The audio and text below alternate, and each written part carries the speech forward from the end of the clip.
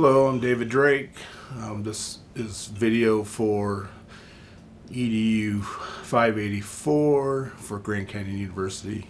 Today, to talk about effective communication in a group setting, particularly like dealing in a faculty team. We're going to talk about 4 ways to be effective in communicating, and we're going to talk about difficulties communicating in higher education, particularly in groups. And then we're going to talk about ways to diffuse or de-escalate a situation. Effective communication, the number one thing is active listening, I feel, because if you're not listening, you're not hearing everything that's being said, people don't feel that you're taking time to consider them valuable, their input's valuable.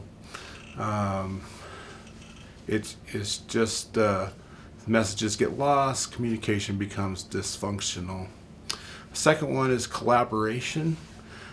Being in an open environment where everybody's free to put their inputs in and to communicate freely amongst people without fear or without being judged or different problems, attitudes go into that as well. So collaboration is the second effective way for communicating.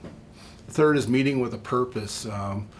In education, people are busy, so scheduling time for meetings takes time, takes effort, and you need to have an agenda for your meeting, a plan, a way to communicate, have things laid out so that you're not just showing up and feeling that you're not needed to be there, that you're off topic, you're not discussing what needs to be talked about, and that you're basically just wasting time. The last thing is feedback. Feedback is important because it allows us to understand what we're doing right and understands what we need to improve on, make us understand what we need to do better or not to do at all. Feedback is also a way to provide assessment to a group. So the difficulties in talking in higher education, I think the number one thing is schedules. Everybody is so busy, it's so hard to get a hold of people, especially in larger groups. So you're having to leave your discussions up to emails, scheduling conflicts, people's deadlines get in the way of finding time to be effective in actually planning or scheduling or working in a group situation. Ways to stop or de-escalate a situation that's getting out of hand. I like to use the stop method. The stop method, the first thing you want to do obviously is stop what you're doing. To continue on just aggravates the situation in some cases, so the best thing to do is just stop what you're doing. The next one is take time out, count to 10, take a 2-3 minute break, and then the third step is observation.